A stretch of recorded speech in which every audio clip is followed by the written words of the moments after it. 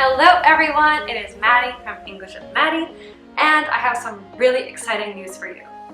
Today, it's the beginning of a new series that I am starting through English with Maddie.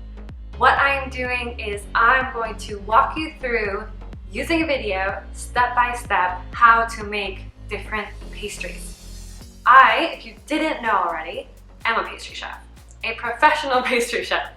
I studied pastry in France and I have worked for several years in the US, and I love baking at home. And I think it is such a great way to learn a language when you have a recipe in the language you're trying to learn.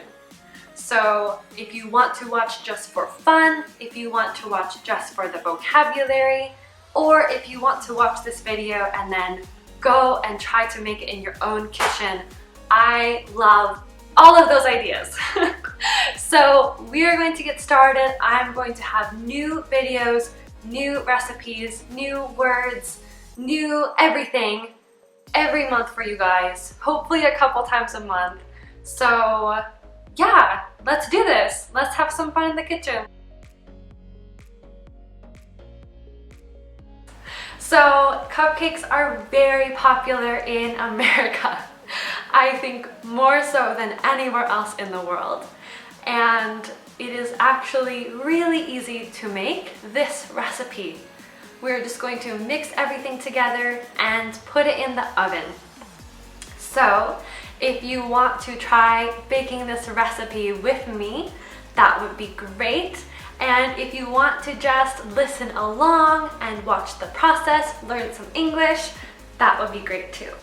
So let's get started. The first step I do when I enter my kitchen is to put on my apron, which I like to tie in the front with a little bow. The next thing we will do is take out all of our tools, and then all of our ingredients will be weighed with that scale you see, so that when you start baking, everything is ready to go and you don't have to stop and weigh or scale or measure anything else. When you're ready to begin, you can preheat the oven. This means turning it on to 350 degrees Fahrenheit while we get ready with our dry ingredients. The first things we will pour into the bowl are the flour and sugar.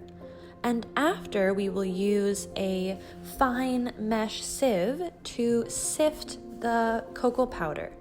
I find cocoa powder to be very lumpy, and if you don't sift this, it will end up leaving big chunks in the dough later on.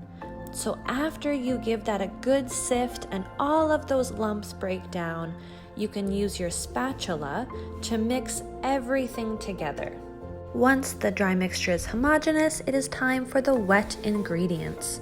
Start with the eggs and the creme fraiche in your wet ingredient bowl, which I like to mix first with a small whisk because I think these two ingredients are the hardest to break down. They're a little bit harder than the other ingredients that we will add next, so give those a good mix before pouring in the milk, followed by your oil, and then finally adding in some of the warm coffee, which is our secret ingredient of the day, and then also the vanilla.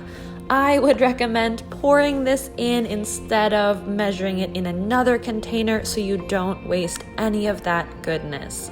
Now give that another mix, and then both of our dry and wet ingredients are ready to go, and this is what they will look like.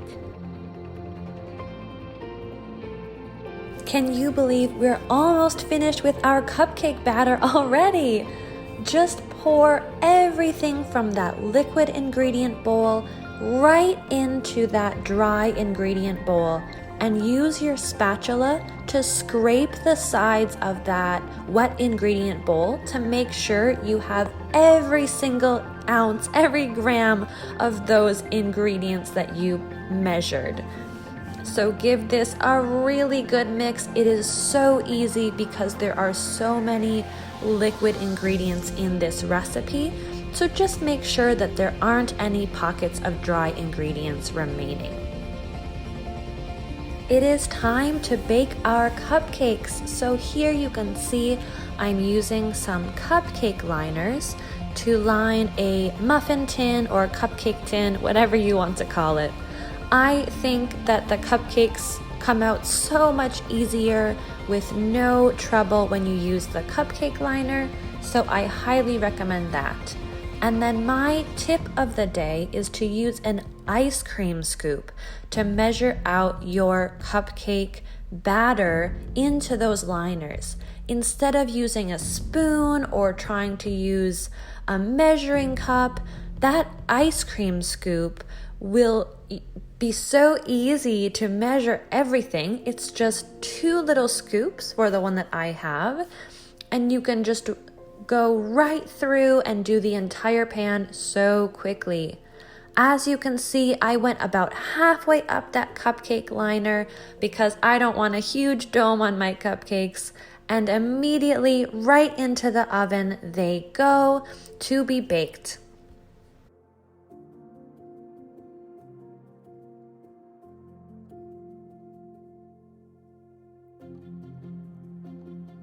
When the cupcakes have finished baking, you can go ahead and use a hot pad or a dry towel to pick up that muffin pan, that cupcake pan, and get it out of the oven and onto some kind of rack or on top of your stove to cool. Look at how delicious those look! While those cupcakes are cooling, I'm going to make a marshmallow buttercream. Now, an American buttercream is typically just butter and powdered sugar, but I have some marshmallow fluff, which I'm measuring right into the bowl of my stand mixer, which is a KitchenAid. And then I'm just going to use my whisk attachment to start whipping up on a medium-low speed my butter, vanilla, and marshmallow fluff. The marshmallow is so sticky, and that butter has a little bit of a hard time combining with that marshmallow texture, so it will look a little strange, but it's okay. Keep going, and then once it's smooth, add in your powdered sugar. You want to keep whipping this with your whisk attachment on medium to high speed until all of the powdered sugar dissolves and your buttercream becomes light and fluffy. You may want to add a bit of milk if it's looking like it's a bit too thick or not fluffy enough to your taste. And remember that every so often it's a good idea to take your spatula and scrape it along the sides of your bowl. This will help really incorporate all of those ingredients and get your buttercream as beautiful as possible.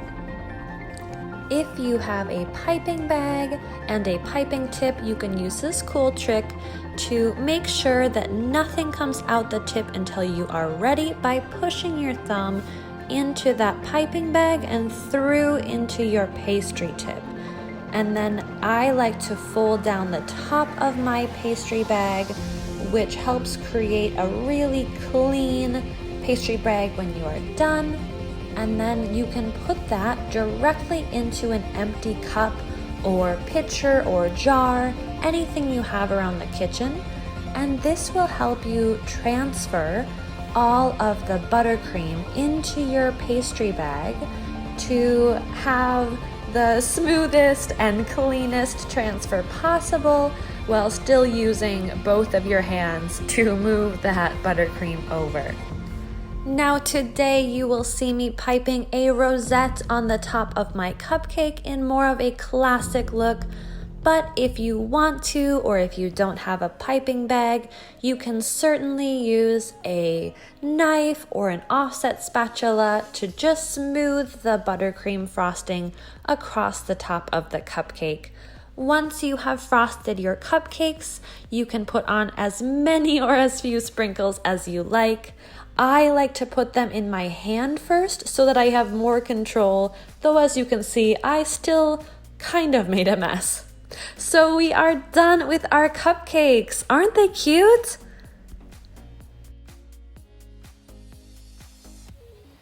Alright guys, we just finished our cupcake adventure in the kitchen. We baked chocolate cupcakes together. We made our marshmallow buttercream, and then we sprinkled some little sprinkles on top. So let's take a peek at the final result. How adorable is this? It looks like the perfect cupcake, but let's peel off the outside, peel off the cupcake liner, and we will give it a little taste. Crumbs. All right, here it goes.